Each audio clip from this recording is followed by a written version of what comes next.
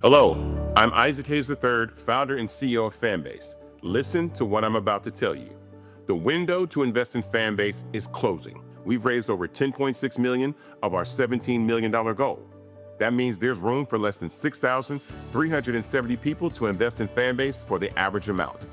The minimum to invest in Fanbase right now is $399. That makes you an owner in Fanbase today. Go to startengine.com/fanbase to invest. Why? Because current social apps have taken advantage of users for far too long, with content suppression, shadow banning, harmful racist content, and no real tools for monetization and equity. Fanbase has over 1.4 million users and counting, allowing anyone to reach all their following and monetize their content from day one. Social media is the new TV, and whoever owns the apps that distribute that content have the opportunity to own potential billion-dollar companies. While big platforms with uncertain futures are failing to serve their users, Fanbase is stepping up to fill the gap. Don't wait until it's too late. Invest now, invest for yourself and your future. Go to startengine.com/fanbase and own the next generation of social media.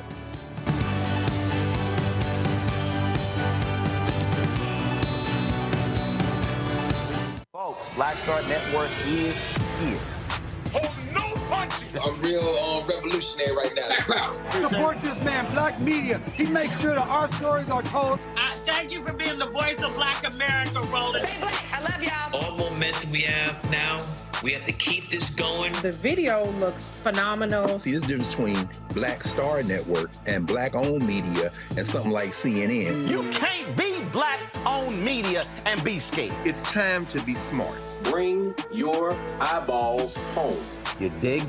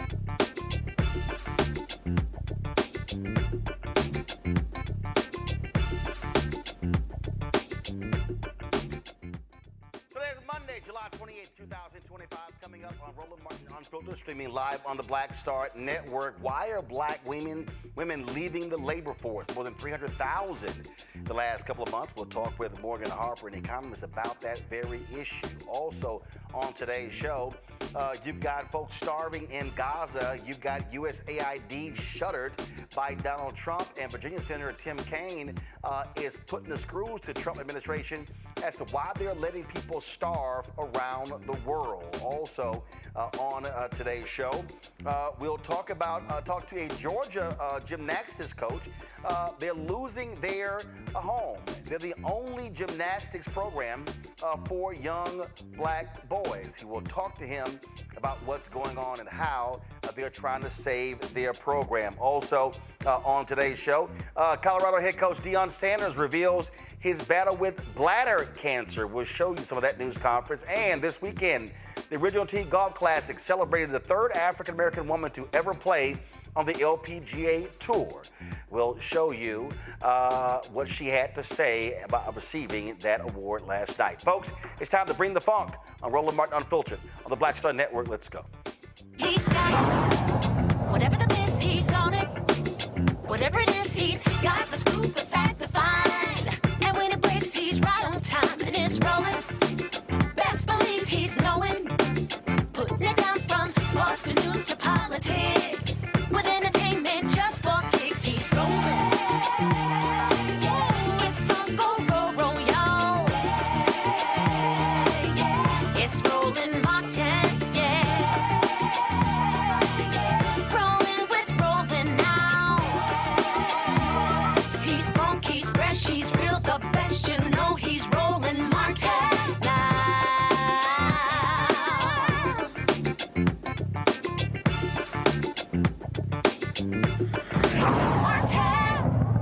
Why are we seeing a massive loss of black women in the labor force? 38,000 in April, more than 100,000 in the last couple of months. There are a variety of reasons being cited. Let's go right to Morgan Harper, of course. She's an economist. She's also the director of policy and advocacy at the American Economic Liberties Project in Columbus, Ohio. Glad to have you on the show, Morgan. So what the hell is going on? Yeah, in a lot of ways, this isn't really surprising, Roland, because as we've been talking about the last couple of months, we know that Doge has resulted, even if Doge was a fake project in a lot of ways, it has resulted in real job losses, not in the name of efficiency, just in the name of ruining people's lives, it seems like. And who are a lot of federal employees? We have a lot of black women that are part of the federal labor force. And so that's going to hit us directly. The other thing, and another theme we've talked about, is the ripple effects of some of these federal policies and the changes in things like DEI. They don't just stay in the federal government. So add on to top of the federal job losses, we have a lot of private sector companies that are saying, oh, we don't have to care about DEI anymore either.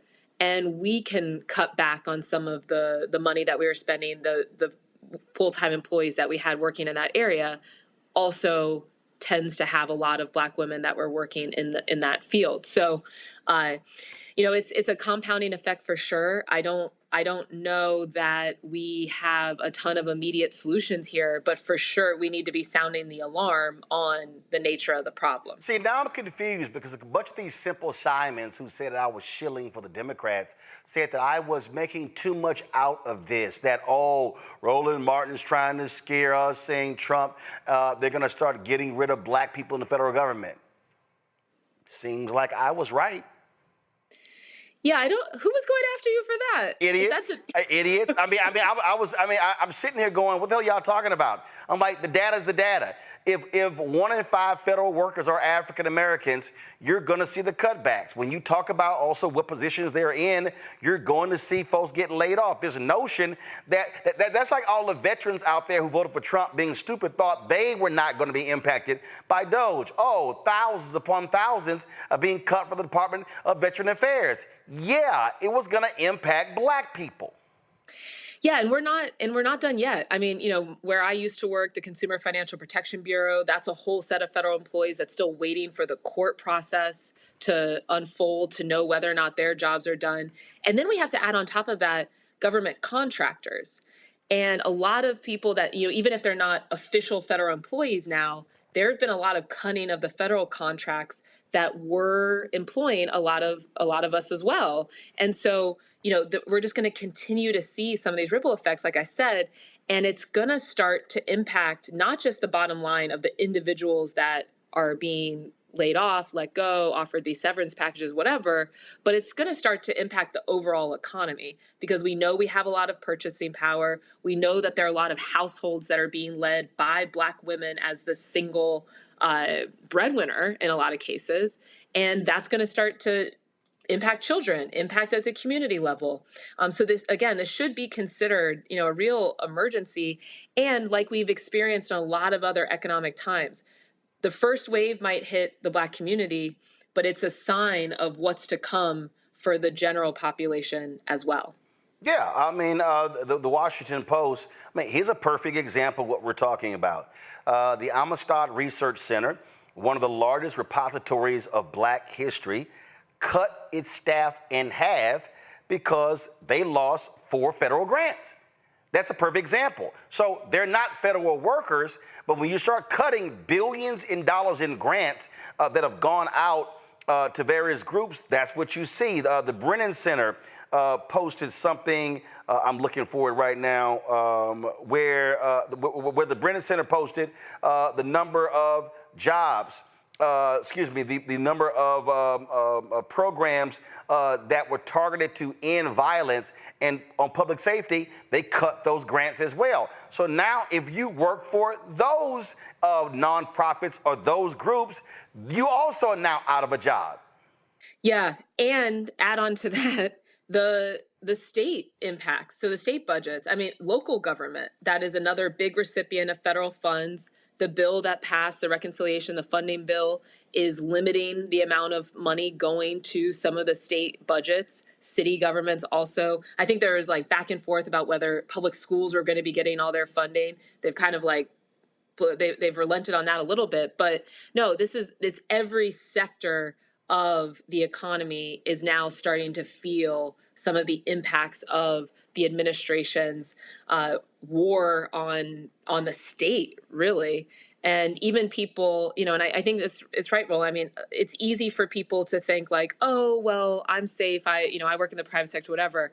No, this is going to eventually come to hit all of us and why we need to be paying attention to it. Yeah. Again, for the people who were oh, y'all are just making a big deal out of this, it's kind of okay, watch what happens. Yeah. And now the question is, what do we do? And I think this should be, added to the list of, okay, it's been pretty clear that the folks who are in charge right now, which is the Republican Party, don't really have an interest in working class concerns and particularly the Black community. And so where are we going with the observations and experiences that we are having, these job losses, the impacts on the economy? If we're going the Democratic Party, this is the kind of thing that we need Democrats to be talking about and highlighting some of these impacts all the time. And as they continue to expand into different parts of the country. So I think that's another misconception, is that, government workers, oh, that's just a DC thing. They've got it made in DC. Why do we care about them anyway? It's like, no, there's a lot of government workers all across the country. And to your point, Roland, as it starts to impact even nonprofits and as I was mentioning, some of the local and state funding, that's going to be everyone. There are no carve-outs when the goal is destruction. Indeed. I want to bring my panel right now. Joining us, Dr. Omekongo, being a senior professor of Lecture School of International Service, American University, author of Lies About Black People, How to Combat Racism. Dr. Larry J. Walker, Associate Professor, University of Central Florida. Joy Cheney, founder, Joy Strategies out of D.C. Glad to have all three of you here. Over and over and over again, Larry, you worked on the Hill, and we kept trying to explain to people that when you talk about trickle down, when you talk about ripple, I call it a tsunami. And this is the thing that people don't understand. African Americans, we over-index in government jobs because of the history of Jim Crow freezing us out of corporate America. When you look at high five-figure and high six-figure jobs, the reality is, if you are an African American, more than likely, if you are in a six-figure job, it's going to be a government job. And I need people to watching to understand, when we say government job, we're talking about school district, the city, the county, the state, the federal government. We're talking about teachers, police officers, firefighters, all types of workers. So that's the first wave. And as we've been talking about, that second wave are the companies that get federal or state or local contracts or grants. You see massive cuts, that means a serious case of pneumonia for Black America. You highlight some really important points, Roland, and as it relates to what we just heard and the study, essentially when it comes to the U.S. economy, Black folks are the canary in the coal mine when it comes to these government cuts and what is coming, right? So it's a trickle. Eventually, it's going to become a tidal wave for the rest of America, right? As we get impacted immediately by this, because we're the bottom of all these indicators because of systemic racism. But you're right. People are all this rhetoric about federal employees. They use federal employees as code for Black folks, because you're right. I don't know how many people I lived in the DMV for a number of years, and I don't know how many Black people I knew that worked in the federal government and did quite well for themselves. The challenge for this, as you just heard, the expert just talk about, is the impact this is going to have on the U.S. economy. Black women more likely lead households, as she mentioned. We have mortgages, rent, people paying for groceries. It will impact every aspect of the economy. Then in the next 6 months, year and a half, when it starts impacting groups that don't look like us, then there'll be a concern and worry. But it's really too late. These cuts are devastating. And I worked on the Hill. Joy worked on the Hill. And I've never in my lifetime seen this essentially taking a scalpel and just ripping up the federal government. And the long-term impact on the U.S. economy, people cannot understand how this will weigh on the economy. And then the challenges, like I said, foreclosures and all the other issues going to impact the Black working and middle class is going to be devastating for this country. And again, we go over this, and Joy, I don't understand how any of these idiots could think that this was not going to impact Black America. And what have I consistently said? The goal of Trump and his team is to defund Black America. That's correct. He wants to cut off avenues to advancement for Black people, for Latinos. He'll be the Asian Americans in a minute, and frankly, poor whites. He has, and he started with us. We know that we are always the canary in the coal mine, as has been already referenced. This is going to exacerbate what is just already a pay equity issue that's happening with Black women in particular, but across Black America. And it will have long range impacts. More than 30% of the employees that were let go in that first wave were Black people and other people of color. We know that he's going to get to everyone else later because there's severe shrinking of the federal government. It's going to happen all over. It started where it's most easy, but your panelists have already said this. I won't repeat it, but we are concentrated in jobs that were targeted by these diversity, equity, and inclusion programs. This is why on Black Women's Equal Pay Day, which was about 2 weeks ago, Black women's groups, women's groups, were focusing in on the attacks of the Trump administration on Black women as exacerbating the pay equity problem for us. We are disproportionately educated, but we still lag behind both white women and Black men, and certainly white men. And part of it is the jobs that we are concentrated in. And one of those in this case is federal jobs. So while Black Women's Equal Pay Day was mid-year this year, we can anticipate that next year it may be closer to the fall because this is going to expand inequity for Black women. Congo? I think we need to be mindful of the fact that in addition to everything that's been said, we have to just underline the fact that this is targeted retribution on Black women.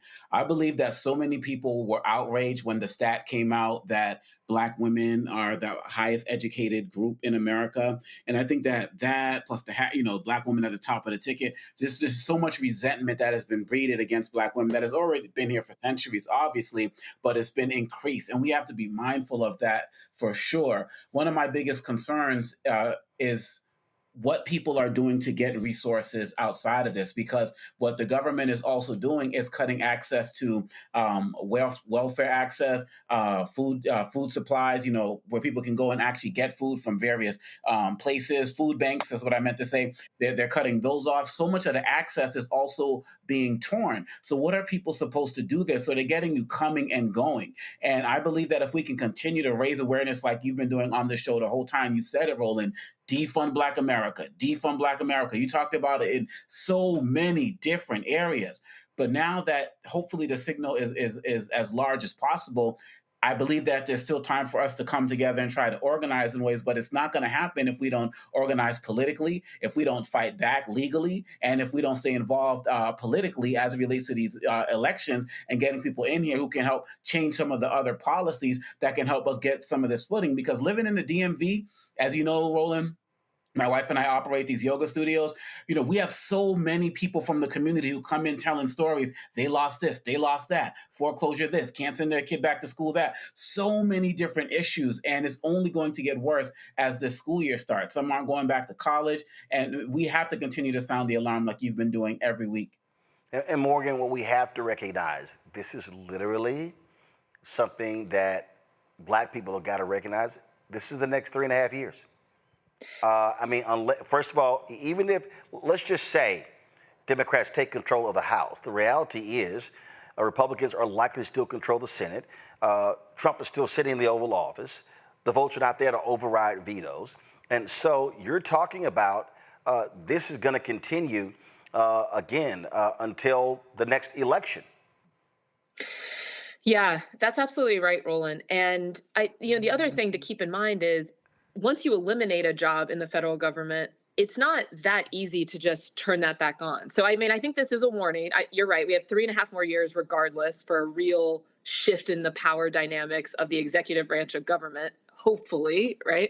But either way, I do hope that happens, and the Democrats will keep in mind that they shouldn't just go with the rules and how they've been always done and all of this bureaucracy. It's like, there's probably going to be a need for immediate relief and immediate response and not getting lost in all of the details. The other point that I wanted to make was, in that 3.5 years, just the scale of damage that can be done, we need to be real about the generational wealth impacts that could come from this. Yep. Because what also happens with federal jobs, those are jobs with benefits. I will speak for myself. My federal job was the first time after paying back student loans that I started to do a real meaningful contribution to a 401k. Why? Because there was a match coming from the federal government to incentivize doing that. That's when people are guaranteed to have time off if women are having a baby or for parental leave generally, regardless of, dad, mom, whatever.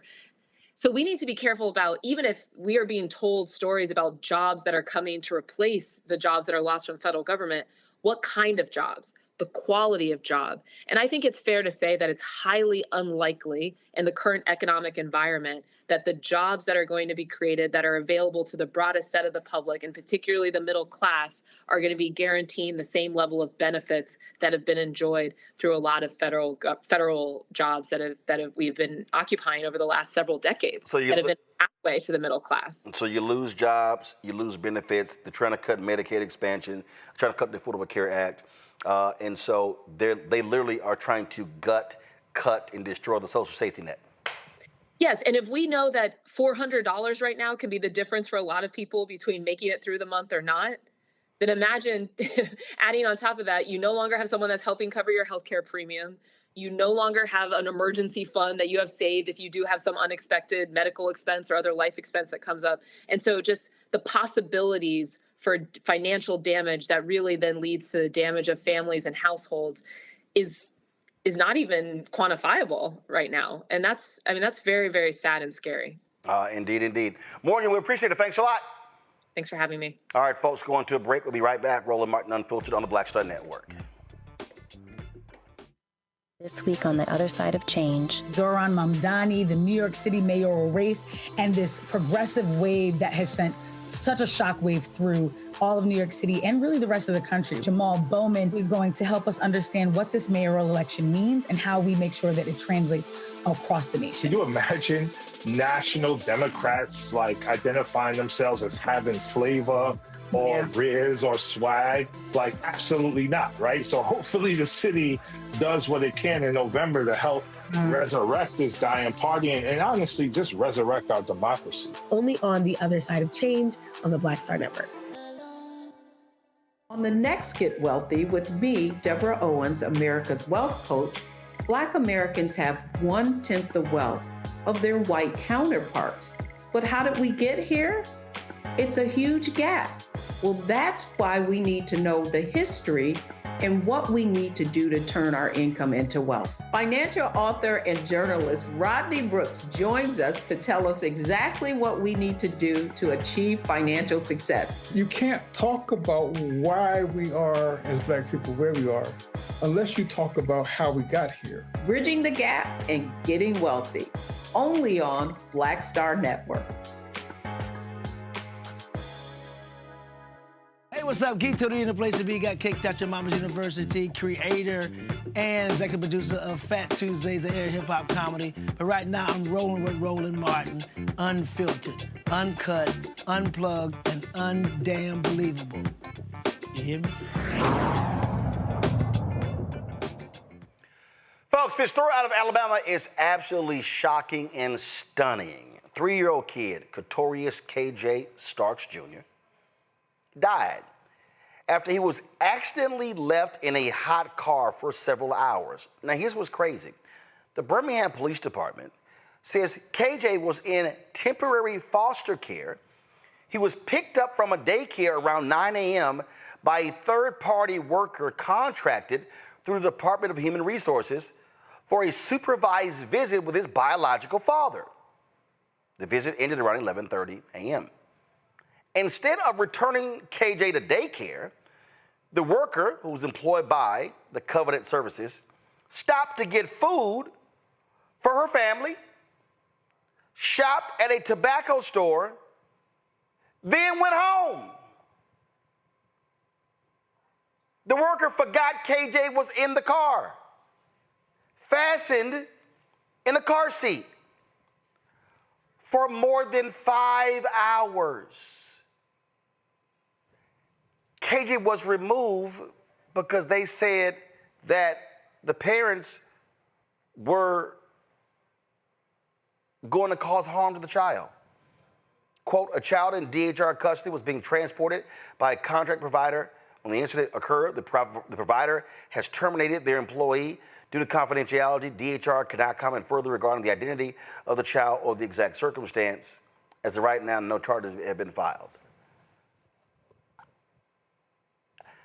I cannot imagine, Joy, I cannot imagine if my child, first of all, I'm already stricken by my child being removed from my custody. But you remove my child from my custody, and then you end up causing my child to die. Yeah, these are the saddest cases.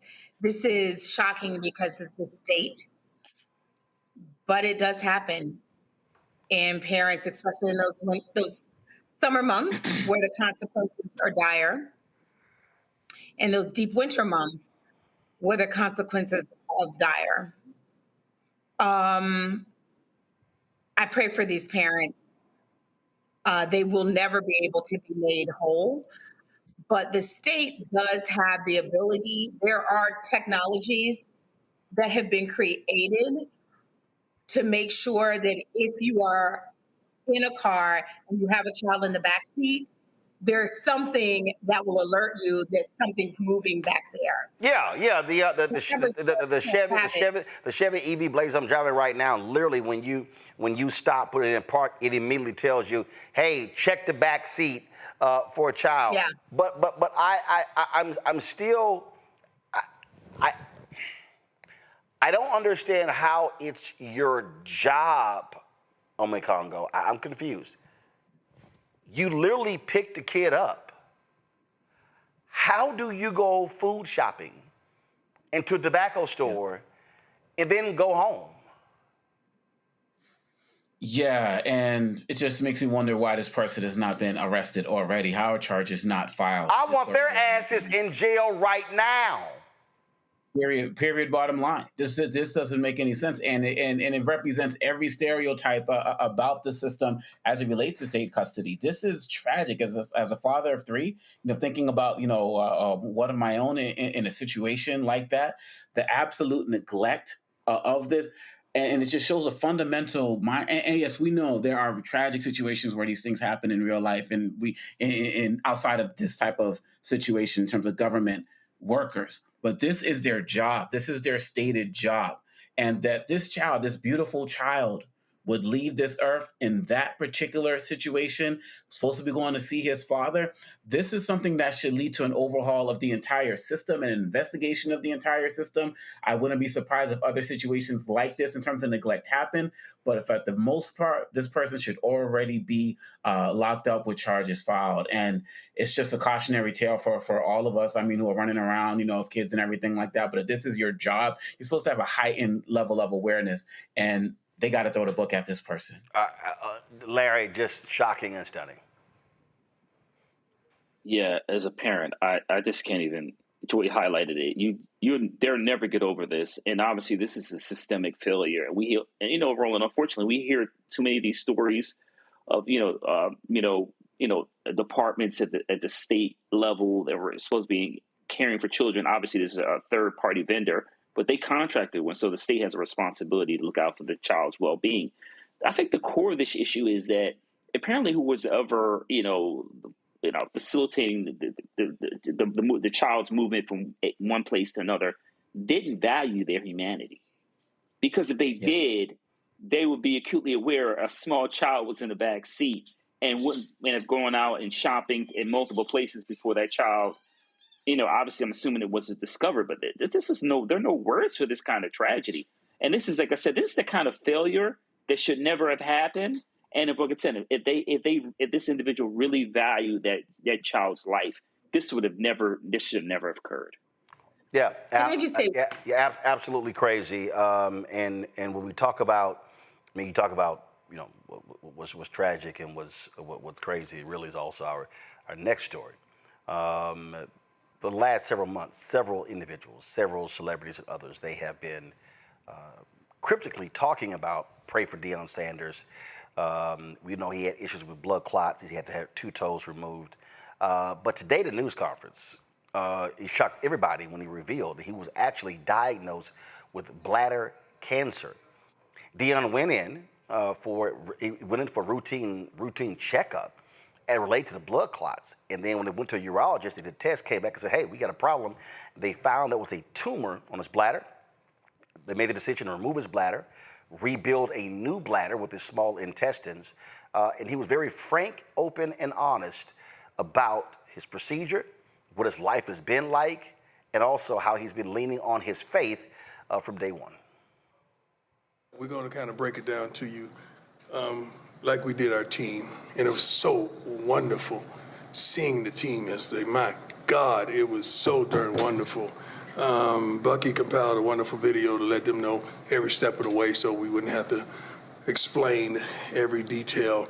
But it was phenomenal. I wish we could show you all that same video. It was extraordinary. I think Bucky's going to put it on his YouTube channel soon after this. But let's get started. Let's kind of give them, let's walk them through. Can we do that? Is that okay with you all? That we walk you through? Let's go, Law. Okay, so as you guys know, Coach has his other health issues, his vascular stuff. So every year, Coach goes for a CT scan of his vascular pattern to make sure, the blood clots are away. So with this scan, everything turned out really great from the vascular side. About 2 weeks later, we get a text from his primary care doctor that said, I need to talk to you and Coach. We need to refer you guys to a urologist. So about 3 days later, we go see a urologist. They go in for a quick procedure. The urologist told us, hey, within 10 minutes, I can tell you guys if he's going to need another procedure or if we just need to do these follow-up appointments. And the doctor told us, okay, you guys are going to need another procedure. I'm going to refer you to my colleague, Dr. Kurkasia. But at this point, you have a bladder tumor. And from there, we'll go get it removed. And then Dr. Kurkasia, it was, go ahead. Yeah, so we proceeded with removal of the bladder tumor. It showed a very aggressive, Let's go backwards because you guys gave me options that scared me to death. Oh, well, once we knew. We'll get there. I'll get there. Okay, I'm sorry. We removed the tumor. It was very high grade, invading through the bladder wall, not into the muscle layer, something we call very high risk, non-muscle invasive bladder cancer. So we did discuss options. We discussed some options of treatment in the bladder, and we discussed bladder removal as well. Given his commitments to his family and to the team, elected to undergo a bladder removal. We performed a full robot-assisted laparoscopic bladder removal and creation of a new bladder. And I am pleased to report that the results from the surgery are that he is cured from the cancer. You can clap, it's okay.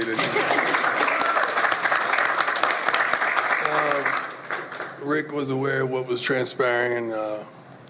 He's been A1 and down there, just a blessing. Came to Texas to see me as well.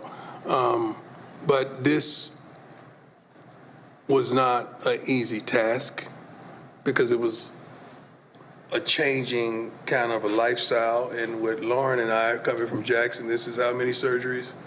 From 2021, this is surgery number 14. Surgery number 14. I had more surgeries out of the game than I did in the game. Like, what is going on?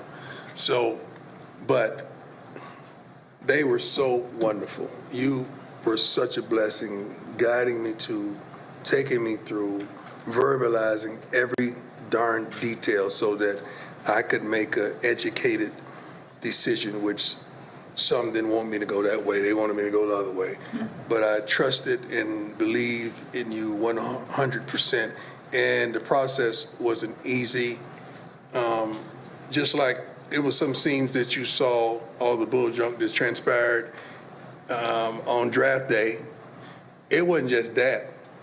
It was just I knew as well I had a surgery coming up. My sons to this day don't know what transpired. I just told them something with my foot, again, because I wanted them to focus on making the team and not focused on dad. So they really don't know. My daughters do, and this joker right here, much love to my son, Junior, who have not left my side since we found out what was taking place. not one day. He's been with me here, been with me in Texas, been with me everywhere, every day, and I've seen his handsome face. And I love you to life, son, and I thank you for everything you bring to the table. But this wasn't easy. Men, everybody, get checked out. Because if it wasn't for me getting tested for something else, they wouldn't have stumbled up on this. And make sure you go to get the right care, because without wonderful people like this, I probably wouldn't be sitting here today, because it grew so expeditiously, I could say. But please get yourself checked out, especially African-American men. We don't like going to the doctors. We don't like nothing to do with a doctor. You know that. So I'm not just talking to the brothers. I'm talking to my Caucasian brothers, my Hispanic brothers, my Asian brothers, my everybody, and my sisters. And that's all, y'all. Get checked out, because it could have been a whole another gathering if I had. I'm thankful. It's been a tremendous journey. It's been tough. I think I dropped 25 pounds. I was like a Atlanta Falcon Prime at one point, and just dealing with the catheter, dealing with all the stuff that I had to deal with. And right now I'm still dealing with going to the bathroom. Like, it's a whole life change. Like, I can't, and I'm gonna be transparent, I can't pee like I used to pee. It's totally different. And she not only is a blessing, but she provided other persons that have gone through what I've gone through so that I could talk to them and get some solace and understand like what I'm facing, not just from a doctor, but from another individual. And to have that hadn't been told, like, it's a totally different life. I mean, thank God. I depend on depend. You know, if you know what I mean. I truly depend on depend. Like, I cannot control my bladder. So I get up to go to the bathroom already 4 or 5 times a night, but then I'm sitting up there waking up, you know, like my grandson. We in the same thing. You know, we got the same problem right now. We going through the same trials and tribulations. We're trying to see who has the heaviest bag at the end of the night. Like, it's ridiculous. But I'm making a joke out of it, but it's real. Like, it is real, it is real, it is real. So if you see porta potty on the sideline, it's real, okay? I'm just telling you right now, you're gonna see it. You're gonna see the practice, you're gonna see one, because it is unbelievable. Like, dozing off and waking up, first thing I'm grabbing my crotch to see if I peed on myself. And it's just totally different. And I know there's a lot of people out there going through what I'm going through and dealing with what I'm dealing with. And let's stop being ashamed of it. And let's deal with it. And let's deal with it head on.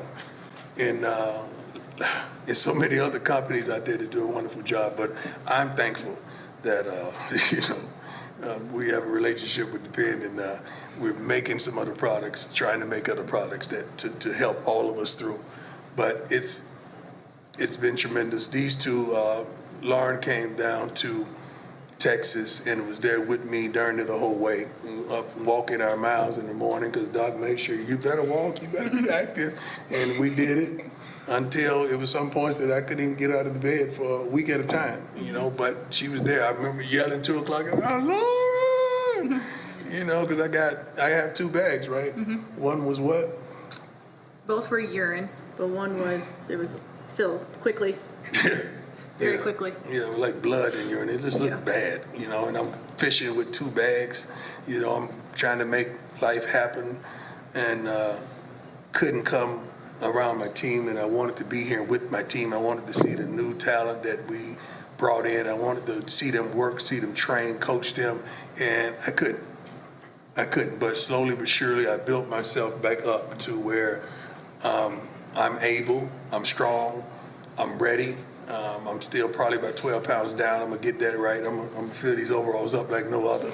But it has been a tremendous journey, and I'm truly thankful that God is so good. God is so good. You have no idea.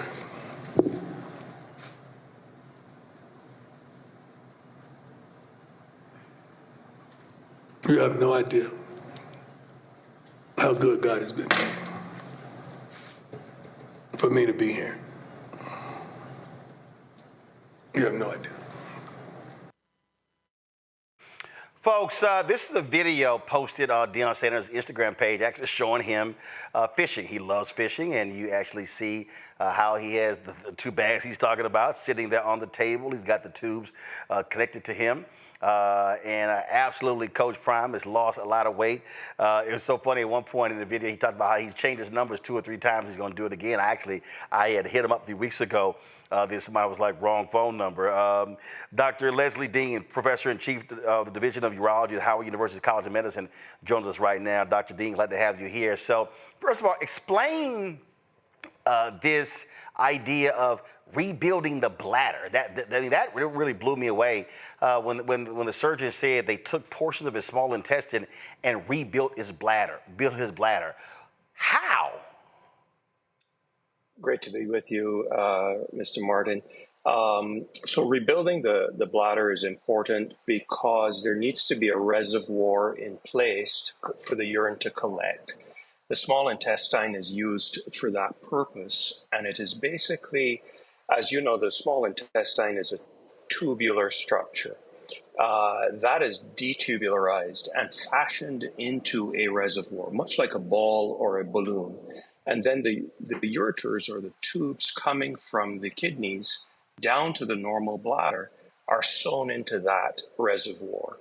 Subsequently, it is anastomosed or connected to the urethra, which is the pathway out of the bladder to the outside, basically the tip of the penis. And we do that so that a person can avoid having a bag on the outside as a permanent solution. So when he's talking about having to wear these two bags, that's temporary, or is that his life moving forward? That usually is temporary, and I suspect what the 2 bags are for. One is a catheter into the urethra that drains urine from the bladder to the outside, and the second bag is probably a suprapubic catheter, which goes through the abdominal wall and into the newly created bladder. They both drain into a bag temporarily to allow all of the areas that are stitched back together to fashion that reservoir to heal. And that's the reason why the 2 tubes were likely there. So during the news conference, the surgeon said that they caught this tumor on the bladder, but it had not been attached to bone, where if it metastasized, she said that folks have, 10% folks live beyond 5 years. So she said that this was a very aggressive form of bladder cancer, and because of the checkup for the blood clots, that's how they were able to find this so early. Yes, and I suspect, based on the press conference and what was said by his physician team, it sounds like it was picked up on the angiograms or on the CT angiograms that were done for the blood clots.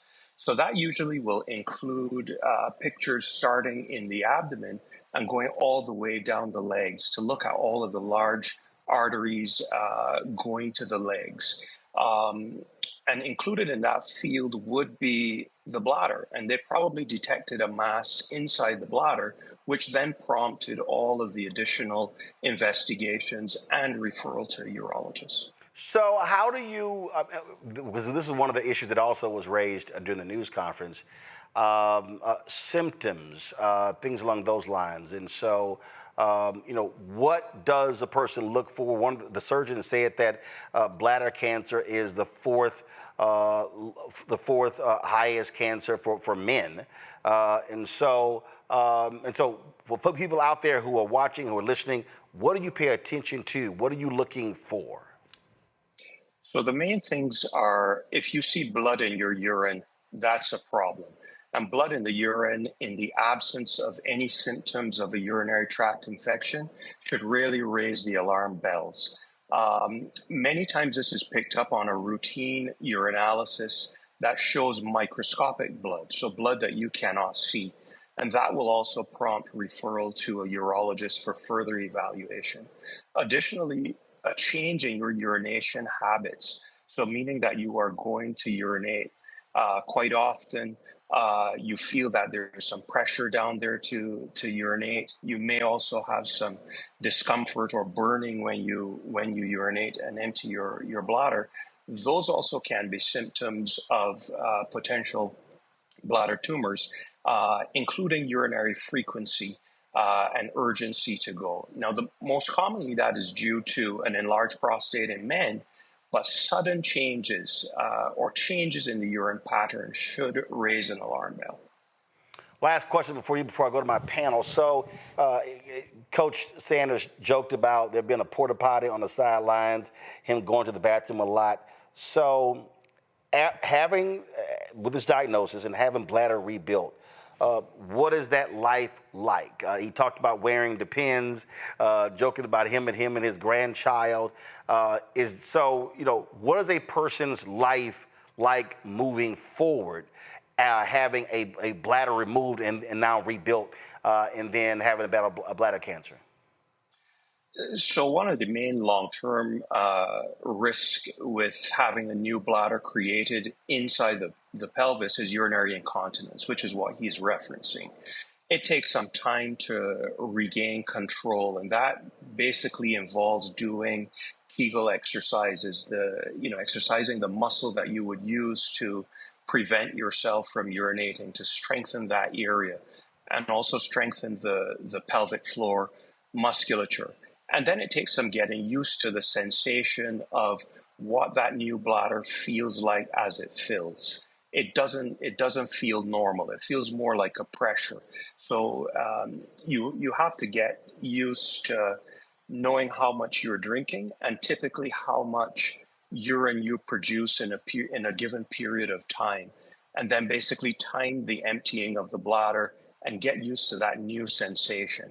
I think he was joking a bit about having the porta potty on the sidelines, etc. But these are things that he will get used to over a period of time, and most likely will regain a substantial amount of control, if not full control. So he's talking right now about what his life like is now, but what you're saying is over time, 3, 6 months, 9 months, a year, then you sort of get back to almost normal, if you will. That's correct. Normal sensation is probably not going to come back as in terms of the native bladder or the bladder that you're born with, but you get used to what it feels like, what the new feeling feels like, and you can temper your activity based on that. And it's really interesting, you talking about those Kegel exercises. Dr. Rachel, who's a sexologist, she does with a lot of men who have prostate issues. That's one of the things that she also, when she's helping men who've had prostate cancer surgery, do the exact same thing. That's exactly correct, because when the bladder is taken out for bladder cancer, in a man, the prostate gland is also removed. Gotcha. Questions from our panel. Larry, you first. Yeah, so I wanted to highlight something he mentioned in terms of, he highlighted Black men and preventative care. And we mentioned prostate cancer, which impacts Black men. I know Howard had their recent, white coat ceremony there at the university. And so can you talk a little bit about the importance of same race physicians, particularly, like I said, we have cultural mistrust relating to certain groups, particularly Black men. Can you talk about the importance of having more Black physicians in the workforce? Yes, absolutely. So I think that this is very important. Cultural sensitivity is important. Understanding what matters within the community that you are entrusted to treat matters significantly. And training Black doctors is very important. I don't think that there's any dispute in regards to the literature that when there is race and ethnicity congruent care, that the overall outcomes are better. Omekongo? So, Dr. Deane, one of the questions that I have is, I was told as you get older, going to the bathroom more frequently is like a normal thing. And when you're talking about that could possibly be a symptom of some of the things Deion was talking about. In the same ways that men are always advised to get their, prostate examined, are there other types of things that people could do during a normal checkup that could possibly hint towards any of these things Deion Sanders was dealing with before the pain comes? Yes. So most routine physical examinations will include a urinalysis, and what that does is it looks at the urine microscopically. On that test, if there's a problem in the bladder or a problem in the ureters or a problem in the kidneys, you may detect blood. And that is what usually results in referral to see the urologist. In terms of screening tests, which I think is what you are alluding to, we generally don't screen for bladder cancer because the majority of times that a person has blood in the urine, it is not related to a malignant condition. The majority of times it may be coming from, if you consider the kidney as a coffee filter, for example, if you put coffee powder or coffee grounds into the filter and you pour water on it, you don't really see any coffee grounds in the cup that you're collecting. But as we get older, especially if there's diabetes, high blood pressure, the holes in that filter, i.e. the kidney, widen. So some of the coffee grounds would come through. And that's analogous to some red blood cells coming through into the urine. So the majority of times it is related to a filter or what we call a glomerular problem in the kidney, as opposed to a malignant condition. Enlarged prostates can also cause blood in the urine, as can urinary tract infections, as can stones, a variety of pathologies. So it generally is not cost effective to screen for bladder cancer. Joy? Well, first of all, Secretary Austin reminded men about the importance of getting checked for prostate cancer. Now we have Coach Prime reminding them of the importance of getting checked for bladder cancer. What increases the likelihood that you can get screening or that you might have a problem? Is it family history? And talk a little bit about how that relates and what you should be talking about in your family to discover if you are in a high-risk pool. Yes, so important to really take an important history and give the physician the details surrounding your day-to-day activities. So if you are a cigarette smoker, that's important. In the Western world, cigarette smoking is the most common cause of bladder cancer, the most common cause of what we call urothelial cancer, which is basically the cell type involved in most bladder cancers. That same lining lines the ureters or the tubes from the kidney to the bladder and the inside aspect of the kidneys. And cigarette smoking is the most significant factor related to that. There are other risk factors in terms of getting older. We know that 9 out of 10 bladder cancers present in men over 55. So as you get older, this is something to be aware of, particularly if you have that history.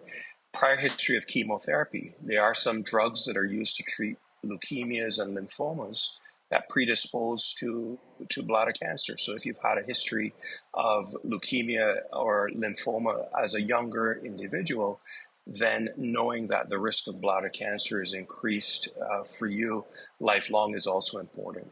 And then there are some hereditary aspects of bladder cancer. There's a condition known as the Lynch syndrome, which is a hereditary colon cancer syndrome, one that does not involve polyps in the colon, and that puts men and women at risk for bladder cancer.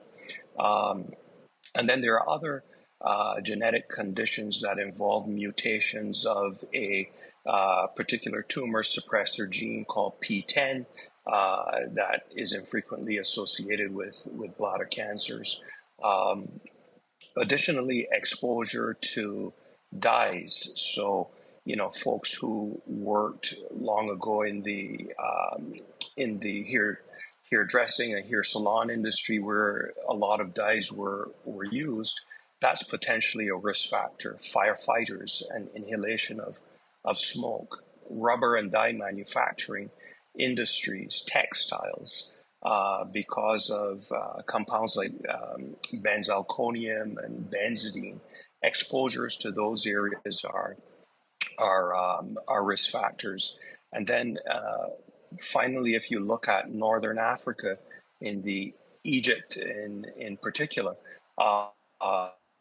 there is a parasite there that people get from washing clothes or bathing in the Nile River Delta that predisposes to a different type of bladder cancer. So, these are all things to be aware of. Doc, my final question for you is, you said something that was critically important that I think a lot of people really ignore when you talked about family history. In fact, in Deion's case, he talked about this before when he was diagnosed with the blood clot problems. He actually got upset because it wasn't until he got diagnosed and his mother told him about the family history of blood clots. His mother and his uncles were diagnosed with blood clots. One uncle died from the blood clots. And Deion said, "Mama, why didn't anybody say anything?" So for people, Doc, it really explained to people why it's important for black mothers and black fathers to have real conversations with their children about what their parents or aunts and uncles, their health issues, because when you go to the doctor and they ask family history, they're not just talking about your mother, your father, brothers and sisters. They're like, no, your family history, your aunts and uncles and your grandparents. And so many people don't know anything about their family history and illnesses.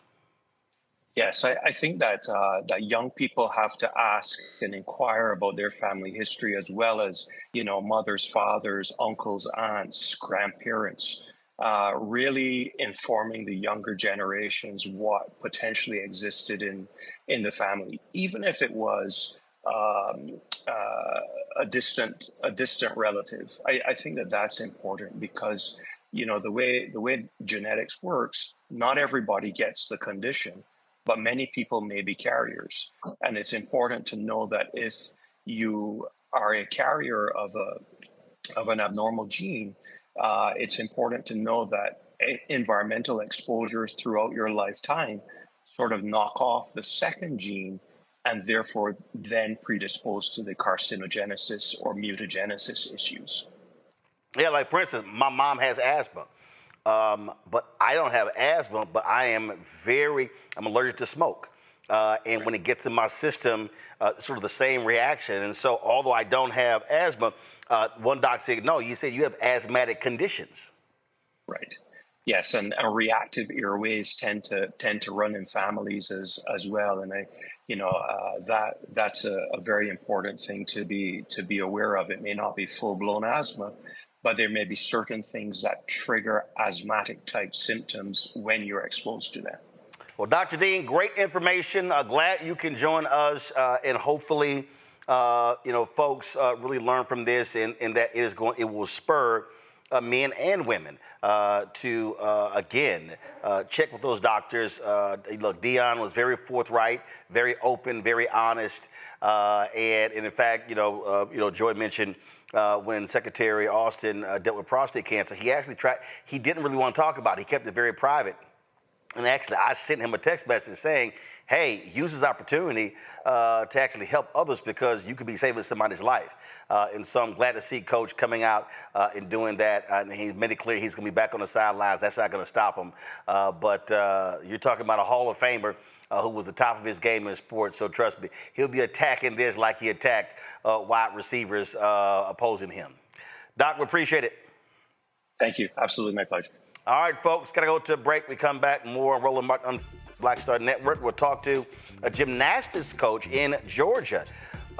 In his team, the only boys gymnastics team, they're now out of a place to work out. We'll talk to him and find out where they stand with that. Folks, support Roland Martin Unfiltered. That conversation we just had is a perfect example.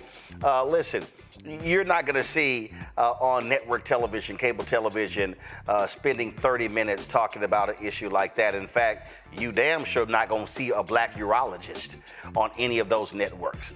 And so this is why Roland Martin Unfiltered, the Black Star Network, matters, because we seek out African Americans who are experts in their field, showcasing their knowledge and expertise for you. And so, again, that's why this show matters, not just with the content, but with those experts. So do us a favor. If you want to join our Bring the Funk fan club, the goal is very simple. We're trying to get 20,000 people on average to contribute $50 each a year. That's $4.19 a month, 13 cents a day. You support this show, you support the other shows on the network, the shows we're launching, that we're actually testing and we're launching. And what's important here is that we don't charge for a subscription. So I'm not asking you to pay $7.99 a month on Patreon or some other platform. It's really, again, a fan club. We've had people who say, you know what, Roland, I can't give $50, so they give $25, $20, $10, $5, $1. We had some people say they're blessed. They give $100, $5,000, $10,000, upwards of $30,000. We appreciate the dollar, saying we do $30,000. And so your support is critical to our success. If y'all watching on YouTube, y'all should be hitting that like button. All of y'all are commenting. That's important as well, because it changes the algorithm, which impacts the revenue that we generate as well.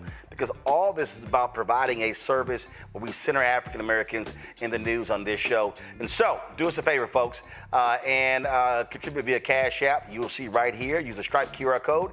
Just click the Cash App button to continue to contribute. Checks and money order. Make it payable to Roland Martin Unfiltered. Roland Martin Unfiltered, please. P.O. Box 57196, Washington, D.C. 2003 7-0196. PayPal is R Martin Unfiltered. Venmo RM Unfiltered. Zelle Roland at RolandSMartin.com. Roland at RolandMartinUnfiltered.com. Be sure to get our show swag as well. And remember, when you buy our shirts and hats and mugs and all sort of stuff, we get part of that revenue. And this is the key. We've switched providers. We've had too many issues with the previous company. If you ordered a shirt via Custom Spring, send us an email. Go to Roland Martin Unfiltered or go to RolandSMartin.com.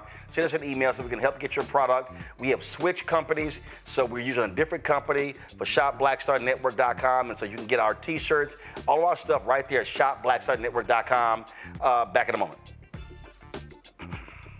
On the next A Balanced Life with me, Dr. Jackie, we're talking about leveling up, or to put it another way, living your very best life. How to take a bold step forward that'll rock your world. Leveling up is different for everybody. You know, I think we fall into this trap, which often gets us stuck because we're looking at someone else's level up journey, what leveling up means to them. For some, it might be a business venture. For some, it might be a relationship situation, but it's different for everybody. It's all a part of A Balanced Life. That's next on Black Star Network. This week on The Other Side of Change. Zohran Mamdani, the New York City mayoral race, and this progressive wave that has sent such a shockwave through all of New York City and really the rest of the country. Jamal Bowman is going to help us understand what this mayoral election means and how we make sure that it translates across the nation. Can you imagine national Democrats like identifying themselves as having flavor or riz or swag? Like, absolutely not, right? So hopefully the city does what it can in November to help resurrect this dying party and honestly just resurrect our democracy. Only on The Other Side of Change on the Black Star Network. Hey, what's up, y'all? I'm Devon Frank. I'm Dr. Robin B., pharmacist and fitness coach, and you're watching Roland Martin Unfiltered.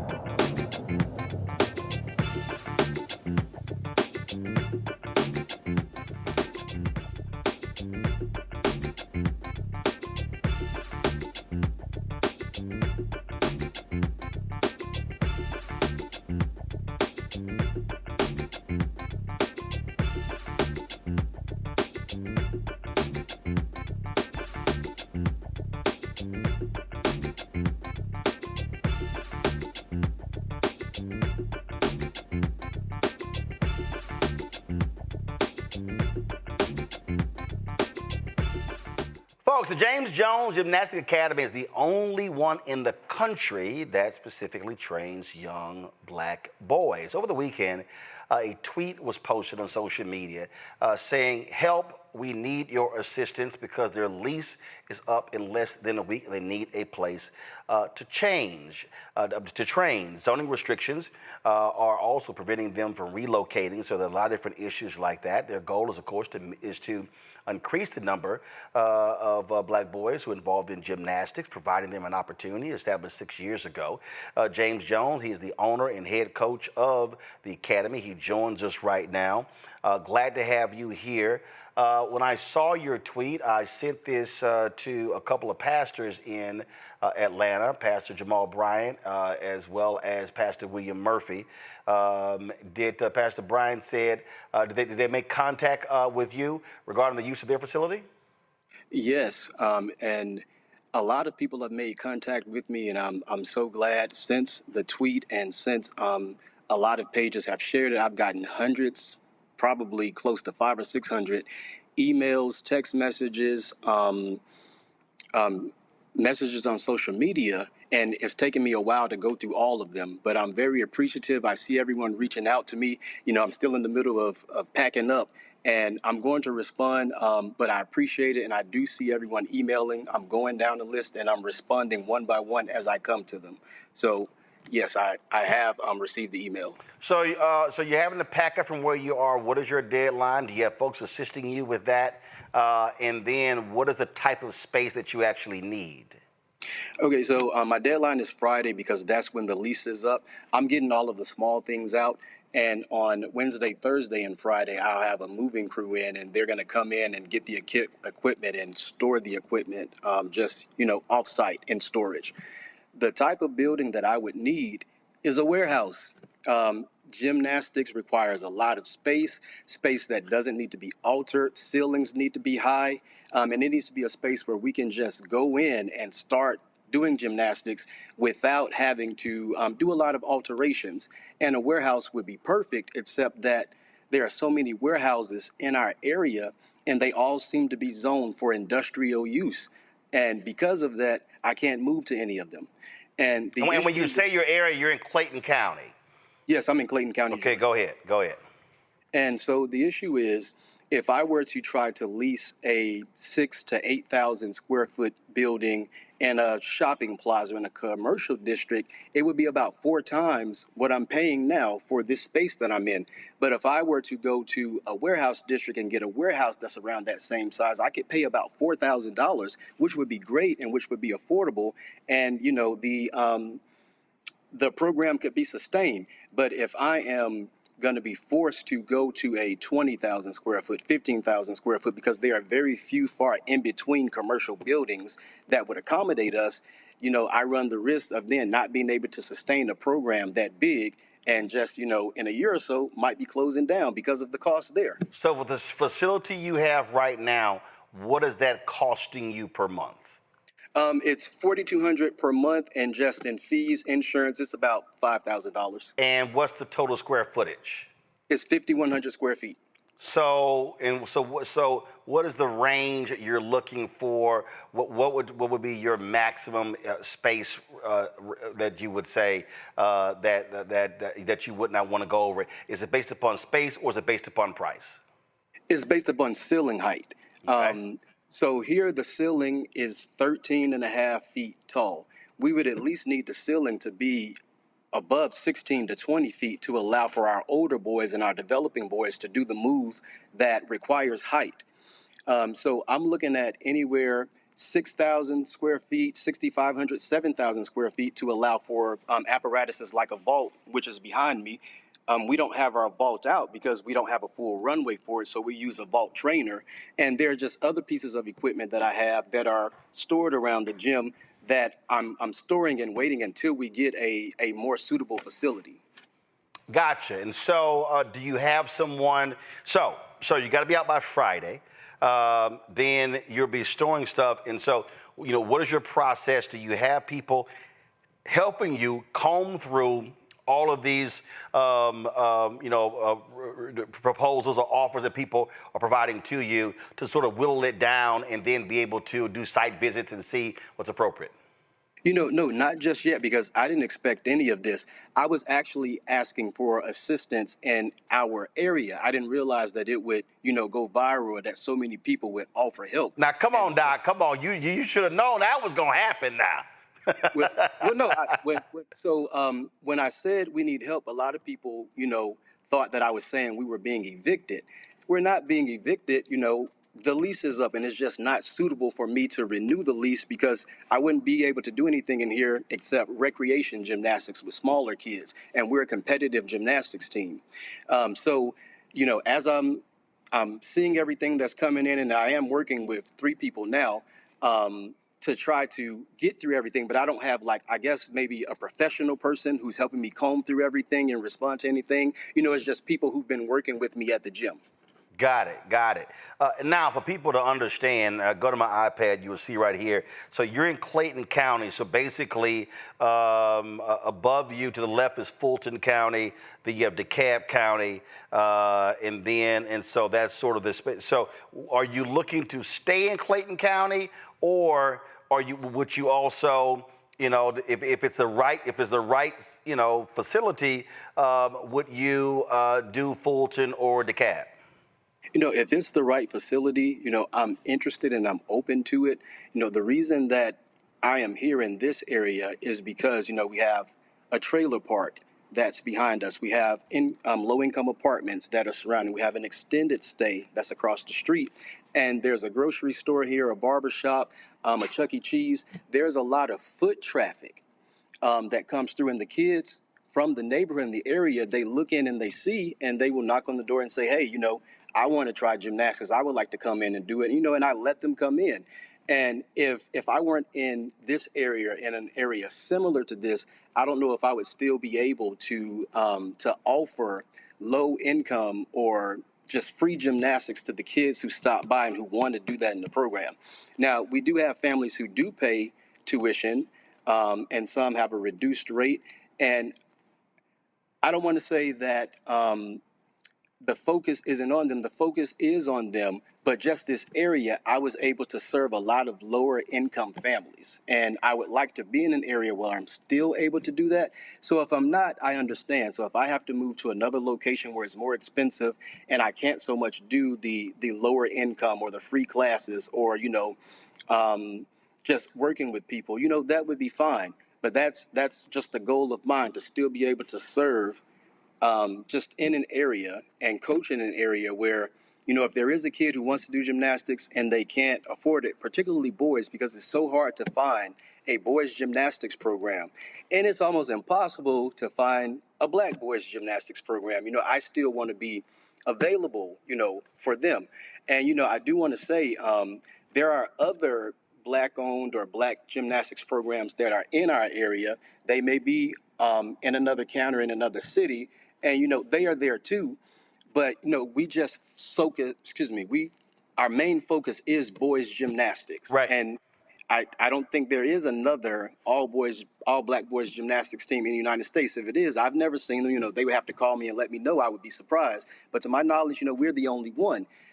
So if I can't do that here, and I can't do it, say, in another county, or I'm partnering with someone where we are still serving just families who just can't afford it, I would love to still do that. But the building would have to be affordable for me to do that, and It would also have to be suitable for gymnastics. Got it. Questions from the panel? On the Congo, you first. First of all, thank you so much for the work that you're doing. Can you just explain what happens with these young boys who are involved in this gymnastics program? Everyone talks about all these other sports, basketball, football, pursue this, pursue that. You're so passionate about it. What do you see working with these young boys in this program?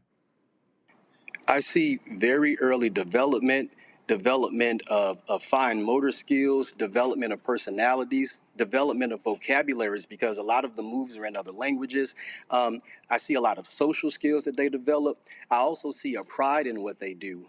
So I'm not saying that doesn't happen with other sports, but I believe it happens earlier with gymnastics because of how challenging it is. Gymnastics, in my opinion, is the hardest sport in the world. It also develops muscles in boys faster than other sports because you use your entire body. it's grueling. Like the type of workouts that they do are similar to what a professional athlete would do, because they are the professional athletes at a young age. And, what I just see is a sense of pride in doing something new, learning something new, and having a goal that, you can follow up with and you can compete in. And so that's what I've been seeing over the 6 years that I've been doing this. And there are boys who've come to the program who didn't compete. Some have come for a day, some have come for a week to try it out, a month, and some have been the entire 6 years. And I've tried to provide something for everyone. So even if someone didn't have a goal of competing, at least they came in and had a good time, or they got to say, hey, I got to experience that. Larry? Yeah, thank you for all the work that you're doing. And I wonder if you could talk a little bit about, you say you share this story on social media, and I want to talk about that, just that. What does it say about sharing a story about something that's important and meaningful, and what that means generally in just, I guess, really humanity, in terms of having a story that connects people and that you share it to a wider audience? And what does it tell you about, I guess, in some ways, some of the common good in humanity? This has resonated with a lot of people, and a lot of people, whether they are in this same area or other states, they've shared their similar experience with not being able to find a suitable place for their gymnastics program, and they had to close down. Now, I know specifically, it is, I guess, something that Black areas may experience maybe more disproportionately because of the types of buildings and everything that are here.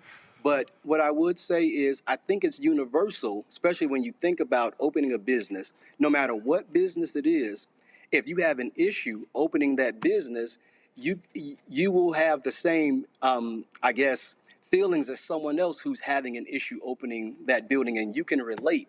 I also want to say that there have been so many other gymnastics coaches who've reached out to me and said, hey, what can we do together? You're a small gym. We don't have a gym.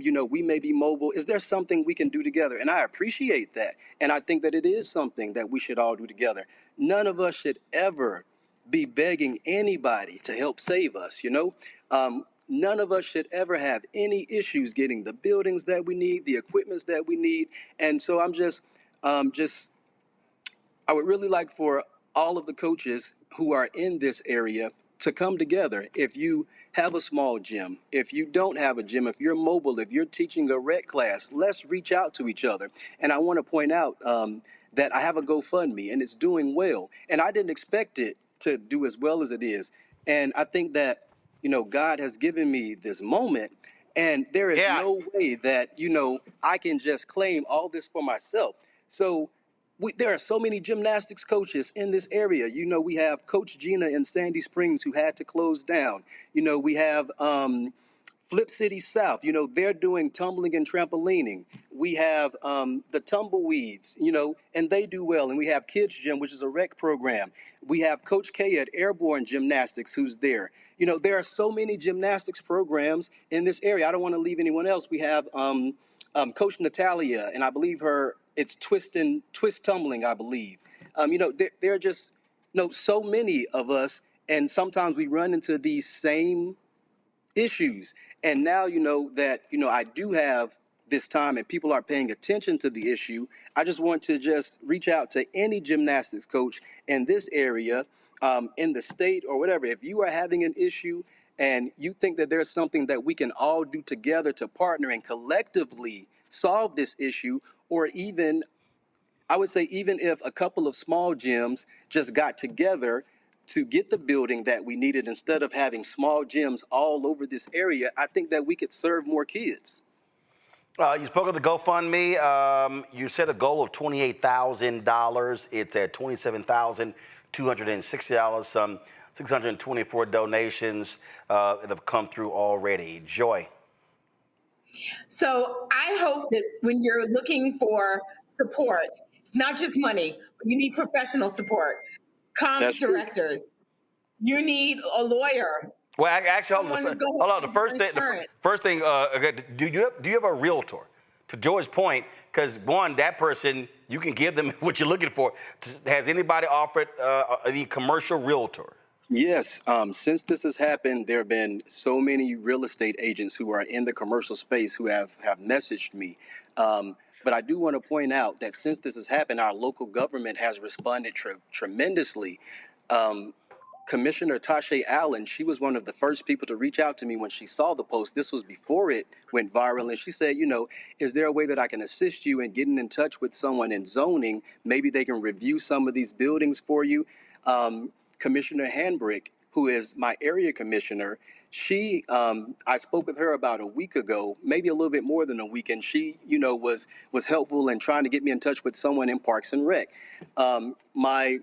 My state representative, Eric Bell, he sent me a message asking me how could he help. City Councilwoman Carmelita Gums, she sent me a message when she saw this saying, how could she help? So there are people who are seeing, what's going on, and they are offering to help. And I'm glad that, someone is noticing that the issue that I'm having and that other people are having, and maybe things can be solved. Clayton County Zoning Administration, they got back with me and, they gave me some steps and some things that, I could possibly go through to find, a new location. And I'm so grateful, for all of these people who have, who just offered to help. And it's all coming at once. And I'm going to get back to everyone. If I left anyone off, it's not because, I'm intentionally leaving you off. There are just so many messages, and I'm still trying to go through them. But realtors have reached out, community leaders, pastors, churches, teachers, people are saying, hey, what can we do? Mm-hmm. Joy, go ahead. I'm optimistic. Joy, go ahead. Yeah, it sounds like you got it.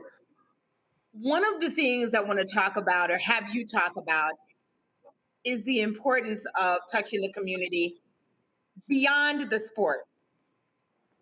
When they walk into your door, there are going to be other people who can reach them as well.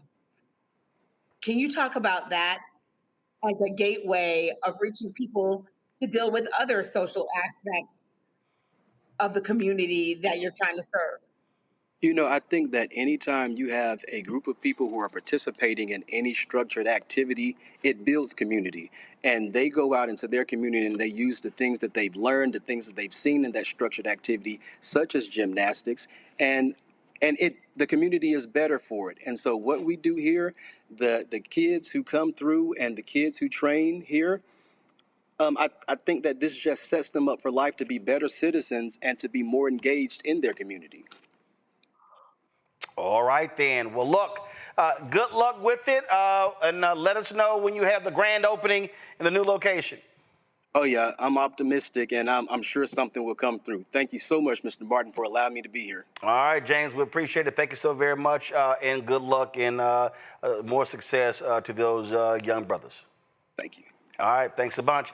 Folks, we'll be right back right here. Roland Martin Unfiltered, stay in Georgia. Wait till I show you how dumb a MAGA Republican is running against Senator John Ossoff. If you're going to run for U.S. Senate, shouldn't you know how to spell? We'll be right back. On the other side of change. Zohran Mamdani, the New York City mayoral race, and this progressive wave that has sent such a shockwave through all of New York City and really the rest of the country. Jamal Bowman is going to help us understand what this mayoral election means and how we make sure that it translates across the nation. Can you imagine national Democrats identifying themselves as having flavor or riz or swag? Absolutely not, right? So hopefully the city does what it can in November to help resurrect this dying party and honestly just resurrect our democracy. Only on the other side of change on the Black Star Network. Hello, I'm Paula J. Parker. Trudy Proud on the Proud Family. I am Tommy Davidson. I play Oscar on Proud Family, Louder and Proud. Hi, I'm Jo Marie Payton, voice of Sugar Mama on Disney's Louder and Prouder, Disney Plus. And I'm with Roland Martin on Unfiltered. So, Congressman Mike Collins, he's come out and announced that he is going to run against, or he wants a Republican nomination to face Democrat incumbent Senator John Ossoff, U.S. Senator in Georgia. So it always happens, people, they come out with these new ads announcing their campaign, and so Collins did so. slight problem. Check this out. Places broken, out of touch Democrats like our 2 U.S. senators will fight harder for MS-13 gang members than they will nursing students at UGA. No, we've got to be absolutely unrelenting. We've got to be unafraid to fight. We've got to be unafraid to call balls and strikes, a spade, and I think y'all have seen I don't mind doing that. Mike Collins, great job you're doing. Okay, we're going to put the hammer down and we're going to get it done.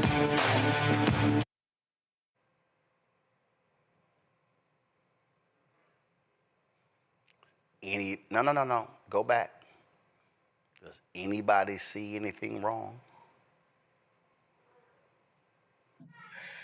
Wow. He wants to be the U.S. Senator from Joriga. Joriga. That's by Estonia in Europe. And this is how dumb his staff is. Drop the lower third, please. Y'all, it's been up for a day. Oh, wow. Wow. It's been up for a day. I'm just saying, I would think, Congo, if you want to be the U.S. Senator from a state, you might want to spell it correct.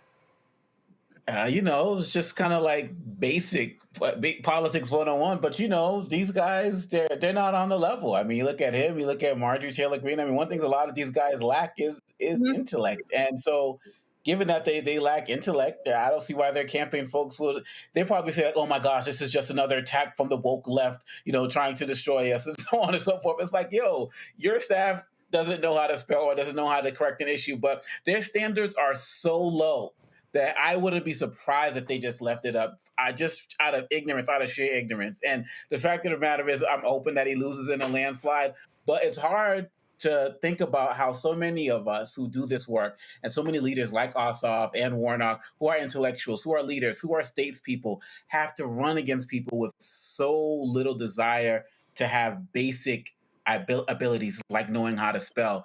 But that's where we are right now. I'm glad that you called it out because a lot of folks haven't been. Joey, my name is Mike Collins, and I want to be the next U.S. Senator from Joriga. Exactly. Look, as my colleague said, I mean, there are so many people who are going to cling to it. My guess, he leaves it up. Yep. And he says that for as crazy as these people are, they might all start calling it Joriga. I mean, they might seek to change the state name to him. Forget about these folks, right? We're not going to convince them. What this should remind you is if you are a young man or young woman who is having imposter syndrome, thinking that you don't belong, thinking that someone's attack on DEI is deserved because you're not worthy to be there, you are worthy to be there. These people are incompetent. You are so much more competent than they are. Not that they made a mistake, but they're too arrogant, too stupid, too uninformed to then try to fix it. Absolutely idiotic, Larry, but that's MAGA. Yeah, I agree with my colleagues. He'd probably leave it up. I think what we have to understand is these kind of mistakes, they're made by a black politician. It would be relentless in terms of how they would be treated. I mean, I think the other thing to keep in mind is that things like this, like I said in the past, will really kind of sink a campaign before it even got started. But the other thing is, it just is just how it is. I mean, things like mistakes like this don't, like I said, won't impact them long term. What wins elections now, Roland, is rhetoric. Red hot rhetoric. That's what wins elections, and that's the imagery you saw in the ad. And so, like I said, if there was a black candidate, this would be all kinds of jokes and social media ridicule. But you won't see that, and I don't think he could beat. He will win. He's going to win, but nonetheless, I think this is, like I said, you see the imagery that's more reflective of where we are in terms of our electorate. Yeah, pretty crazy there. But I'm just saying, Joriga. All right then. I've been there, Roman. I've been there though. I visited there. So just saying. All right, y'all. These people think they're getting into Harvard. No. Just saying. They ain't getting into Harvard. Folks, let's talk about a food crisis happening in our world at a major United Nations food summit in Rome. Pope Leo XIV, ripped what's happening in Gaza, calling the use of starvation a, quote, cheap way of waging war. Of course, we are seeing a lot of criticism of Israel as a result of the folks who are dying in Gaza. As a result, literally, the starving that's been going on, massive pressure being put on Israelis to stop this war, to allow food to come in. Pope Leo, he has condemned armed groups from burning farmland, blocking humanitarian aid, and deliberately starving entire communities, actions that have left millions across the world trapped. Now, that's critically important because we see what has been happening. Now, here's the full quote. Pull it up. Come on, pull it up. What does he say? We are currently witnessing with despair the iniquitous use of hunger as a weapon of war. Starving people to death is a very cheap way of waging war. That's what he had to say. And here in the United States, nearly 500 tons of expiring food that was already paid for by U.S. taxpayers has been destroyed by the Trump administration because, well, they don't really give a damn, so they're not pro-life, so they don't care if you starve to death, because it's all satisfying Doge and their cuts. That didn't sit well with U.S. Senator Tim Kaine of Virginia. And let's just say he took it to an official with the Trump administration. Watch this. Kaine, I guess you made the deal. You're up. Thank you, Mr. Chairman. And Mr. Regas, good to see you again. Mr. Chair, I'd like to introduce into the record an article from Reuters dated May 16, 2025, titled, "Exclusive U.S. Aid Cuts Leave Food for Millions Moldering in Storage." It will be entered in the record. Let me just read some excerpts from this article that came out 2 months ago today. Food rations that could supply 3.5 million people for a month are moldering in warehouses around the world because of U.S. aid cuts and risk becoming unstable. The food stocks have been stuck inside 4 U.S. government warehouses since the Trump administration's decision in January to cut global aid programs. A spokesperson for the State Department, which oversees USAID, said in response to detailed questions about the food stocks that it was working to ensure the uninterrupted continuation of aid programs and their transfer by July as part of the USAID decommissioning process. Quote, USAID is continuously consulting with partners on where to best distribute commodities at USAID warehouses. A proposal to hand the stocks to aid organizations is on hold. Finally, nearly 500 tons of high-energy biscuits stored at a USAID warehouse in Dubai are due to expire in July, according to a former USAID official. The biscuits could feed at least 27,000 acutely malnourished children for a month.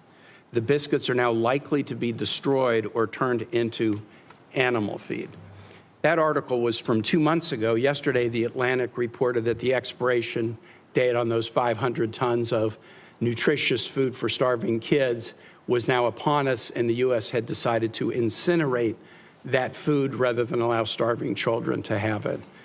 Mr. Regas, you're the Deputy Secretary for Management and Resources. These are resources that were purchased with U.S. taxpayer dollars. They're specifically designed to save the lives of starving children. Why is it a good use of resources to not distribute that food to kids and instead burn it?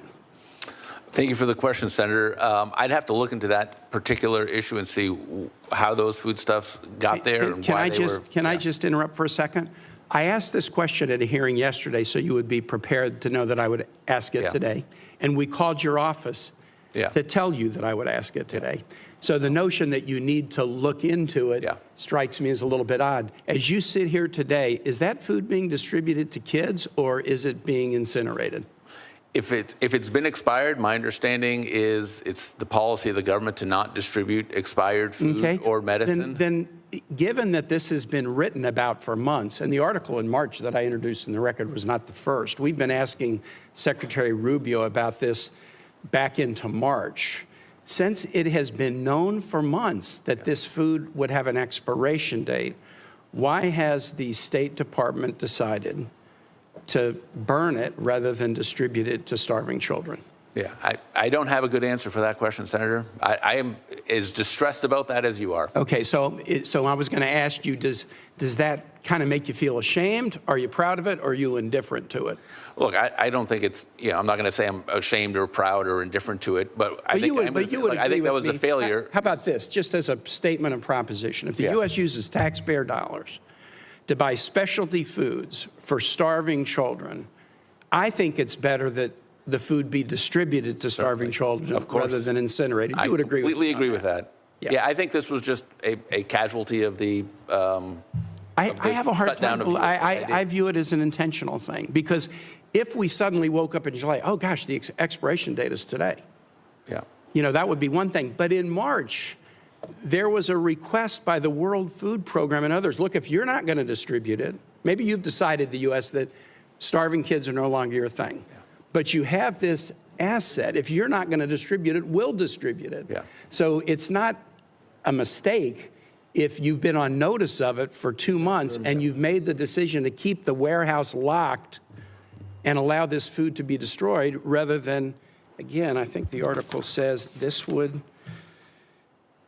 feed at least 27,000 acutely malnourished children for a month. I mean, so is this incompetence or cruelty or both?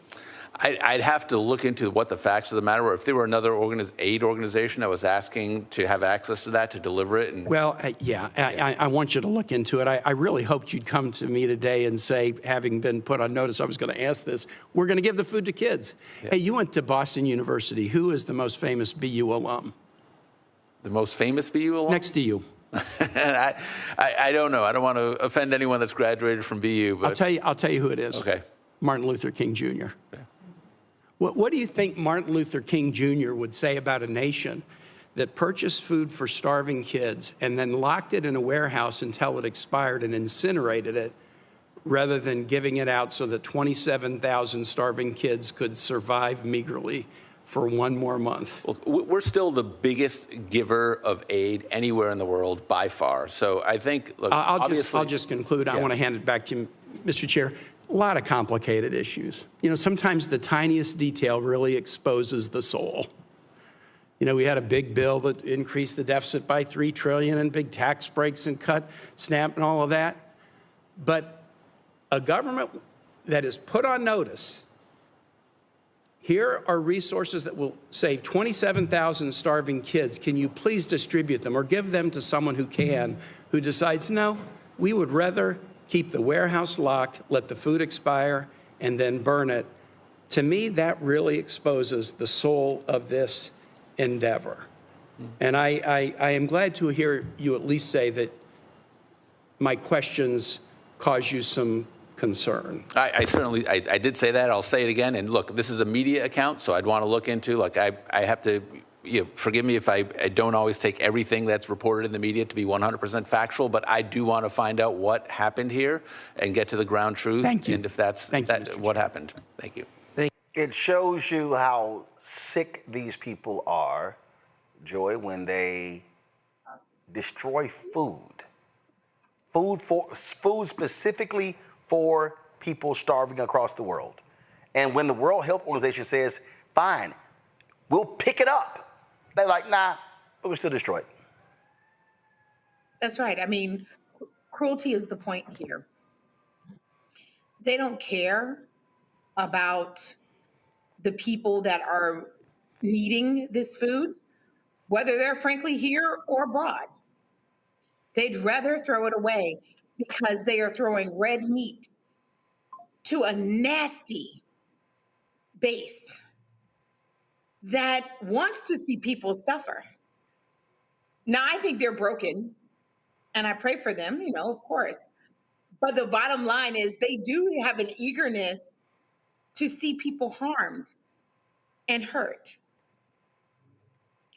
And so just like we are showing the images of what's happening in Gaza, and we should be, we've got to show more and more images of this food being destroyed, of the people who are suffering, who are not getting the aid that they have been reliant on.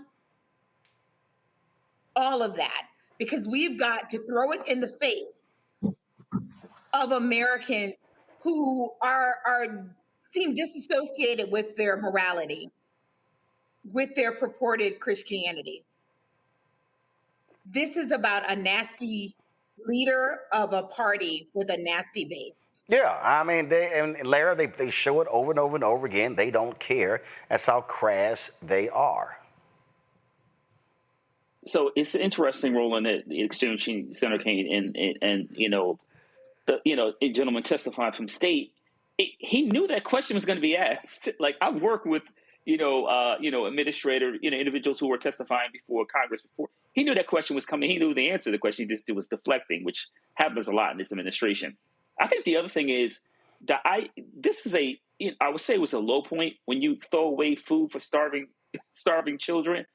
But I assume that we have, unfortunately, there are levels to this over the next couple of years that we're going to see, and then we're going to look back at this and say that this is an appetizer to much worse things happening down the line.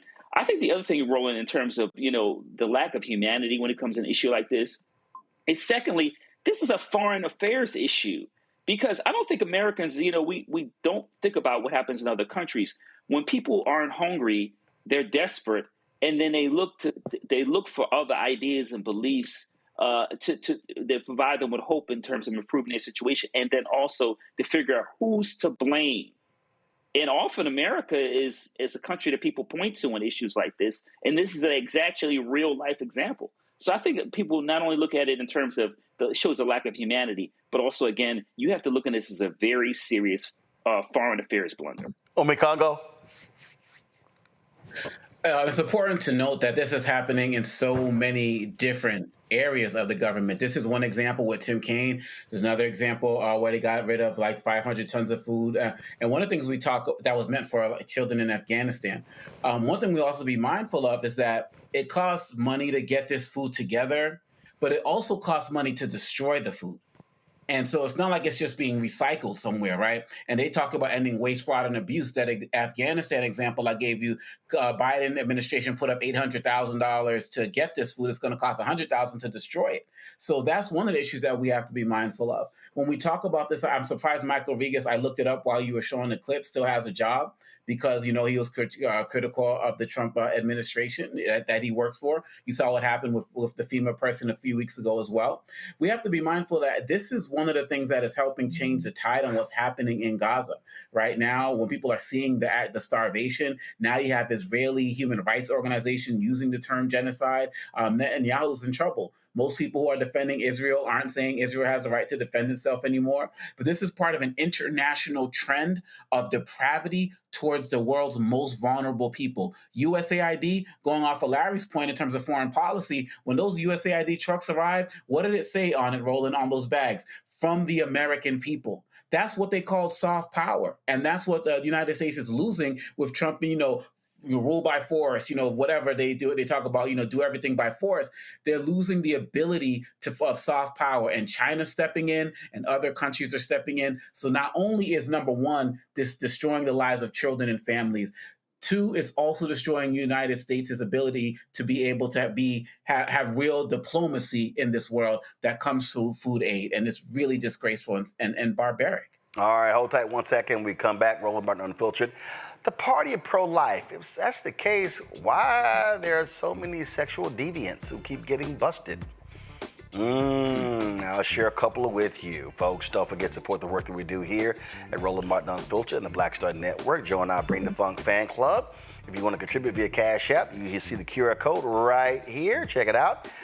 See and check some money order. First of all, make a payable to Roland Martin Unfiltered. Send them to P.O. Box 57196, Washington, D.C. 2003 7-0196. PayPal R Martin Unfiltered, Venmo RM Unfiltered, Zelle Roland at RolandSMartin.com, Roland at RolandMartinUnfiltered.com. Back in a moment. Next on the Black Table with me, Greg Carr. Democracy in the United States is under siege. On this list of bad actors, it's easy to point out the Donald Trumps, the Marjorie Taylor Greens, or even the United States Supreme Court as the primary villains. But as David Pepper, author, scholar, and former politician himself says, there's another factor that trumps them all and resides much closer to many of our homes. His book is Laboratories of Autocracy, a wake-up call from behind the lines. So these state houses get hijacked by the far right, then they gerrymander, they suppress the opposition, and that allows them to legislate in a way that doesn't reflect the people of that state. David Pepper joins us on the next Black Table, here on the Black Star Network. Bruce Smith, creator and executive producer of The Proud Family, Louder and Prouder, and you're watching Roland Martin Unfiltered.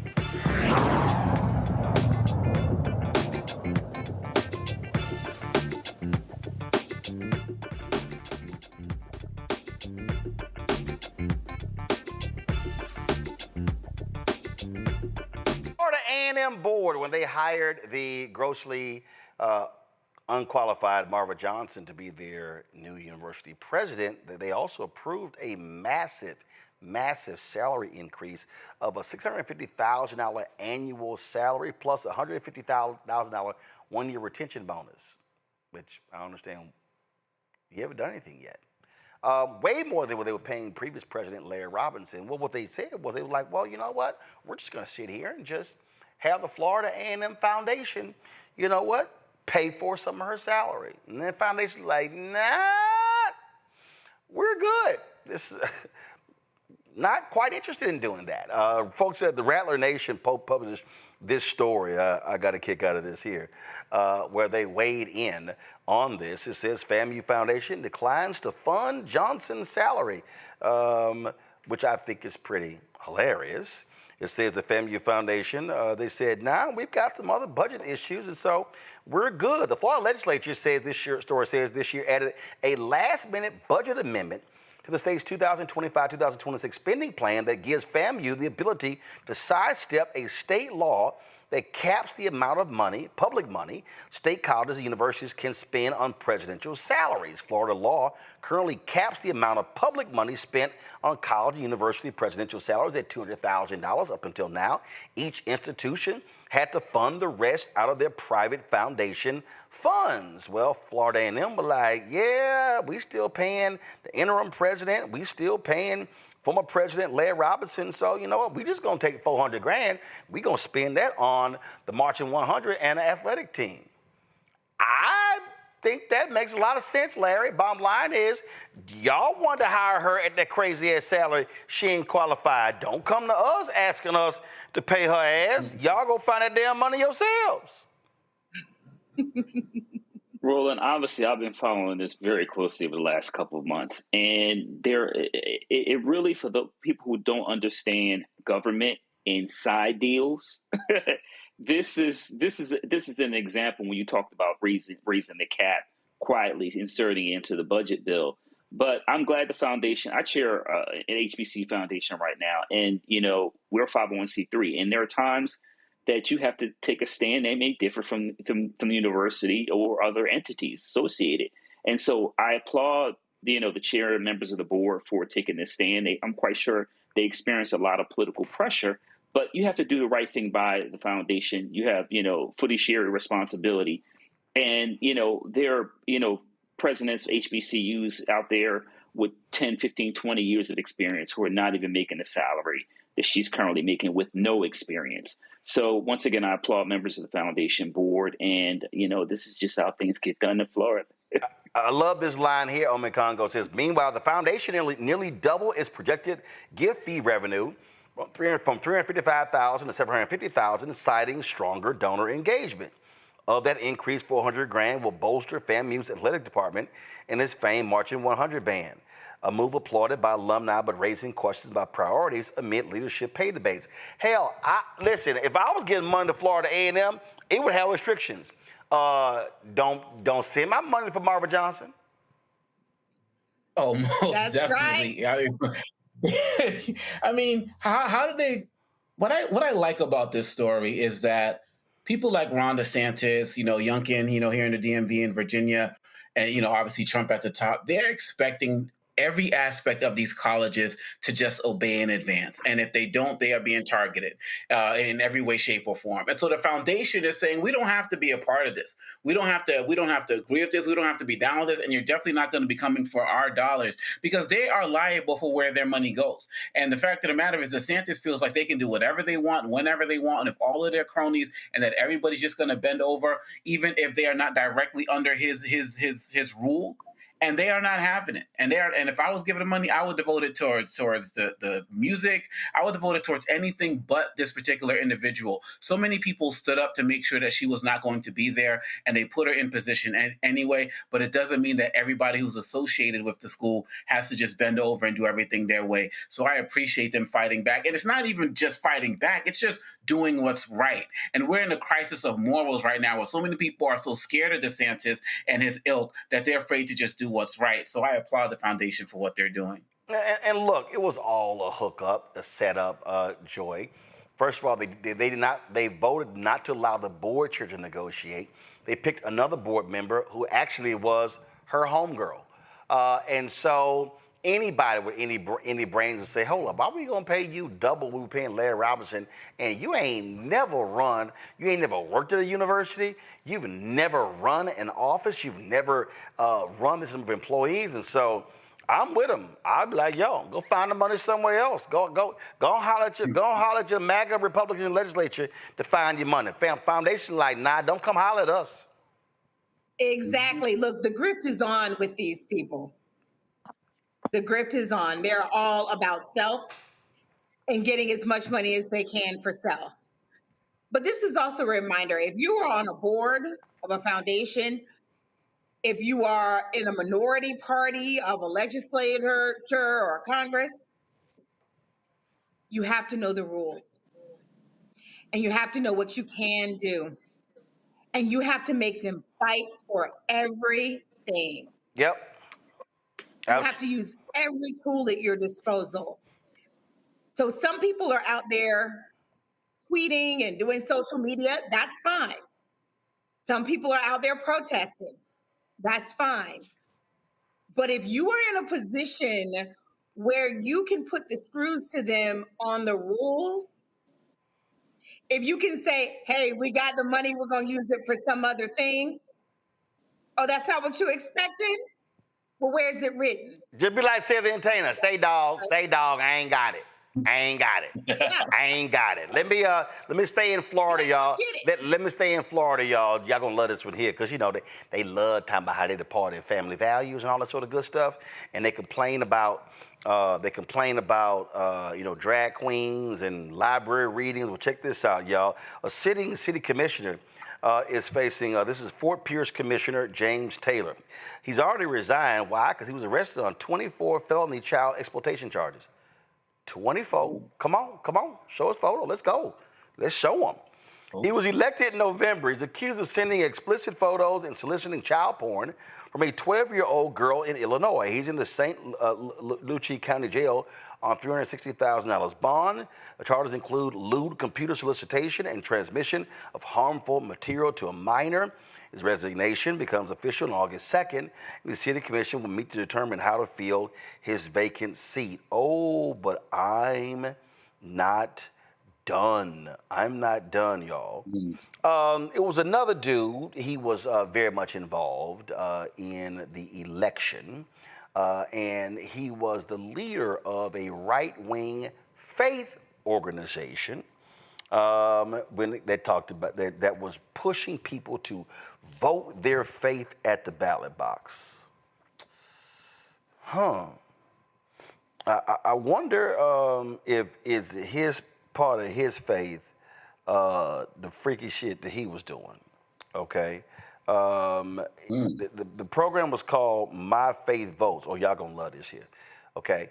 My Faith Votes. And he was the CEO. The only problem with that is his ass just got arrested, y'all. Yeah, he got arrested and he pled guilty. You know what he pled guilty to? Possessing child pornography. Yep. Mr. I Love My Faith. He's a former CEO. And Jason Christopher Yates, 56 years old, pled guilty to 2 of 8 felony counts of possession of child pornography. This took place in McLean County, Minnesota. He was initially charged and arrested in October 2024. And of course, he served as the CEO. And they said, well, he got to go. So what about that child pornography faith? I mean, I see why they're making excuses for Jeffrey Epstein and Donald Trump, because that's just sort of who they are, Omekongo. Yeah, oh man, I could have sworn when you talked about this segment, we were going to talk about the superintendent in Oklahoma who had the porn. I ain't done. No. Focus on this right now. I ain't done. Okay. I just the hypocrisy is so real, and the fact that people are going to try to talk about this being some other type of conspiracy, and these people are being exposed for who they are. They spend all their time jumping into other people's business, into other people's bedrooms, into other people's houses, other people's classrooms, and they are doing everything that they're talking about other people should not be doing. And really, at the end of the day, this type of exposure should lead people to get away from this party, to get away from MAGA. We're not talking about being conservative or anything, getting away from MAGA, because they're hypocritical. And not only that, some of these guys are predators and they are criminals. Why do you still want to associate with them? Just because they're feeding you whiteness as a thing to help you stay afloat in this country? You got to do better than that. Yeah, and here's what's crazy. I mean, this is, so, Larry Omekongo was talking about Ryan Walters. He's the superintendent of schools there in Oklahoma. So this story here dropped that was pretty interesting, that they were in a board meeting, and let's just say, porn rolled up on his screen. This is, the Oklahoman reported this here. Board members say naked women on TV in Ryan Walters' office during closed session. This is the headline. Okay, now this is board members, y'all. This ain't just like some internet gossip. It's board members, okay? And so this has been talked about all over. Now I'm going to play this for y'all. I'm going to show y'all this here. Of course, Walters has come out with a statement. He goes, "As I lead the charge for a bold overhaul of education in Oklahoma, putting parents back in control, rejecting radical agendas, and demanding excellence, it's no surprise to face politically motivated attacks. Any suggestion that a device of mine was used to stream inappropriate content on the television set is categorically false. I have no knowledge of what was on the TV screen during the alleged incident. There's absolutely no truth to any implication of wrongdoing. These falsehoods are the desperate tactics of a broken establishment afraid of real change. They aren't just attacking me, they're attacking the values of the Oklahomans who elected me to challenge the status quo." I don't think so, Larry. Yeah, so that I read that, denial. He pulled something from that Bill Clinton Monica Lewinsky denial from many years ago. Like, the politicians, and religious leaders also get caught all the time in these situations, and obviously the first thing they do is deny, and then he laced it with a bunch of rhetoric to make it seem like it's a conspiracy out to get him. He was in closed session. They saw it. They could stay. I read the article. They saw you got caught. But instead of manning up and highlighting, you made a mistake or whatever, he's going through a tough period, whatever excuse he would come up with, he's going to deny it. I see there's an investigation. We'll see if it's an actually investigation or a wink and a nod to an investigation, and they're actually going to look at what was on this, this screen. But it's a level of hypocrisy. We should also note that there is a research showed to the people who have these extreme views, and also that they digest this kind of content. So it's not surprising if you look at the research and read about individuals who have these extreme views and what they really do behind closed doors. I'm just saying.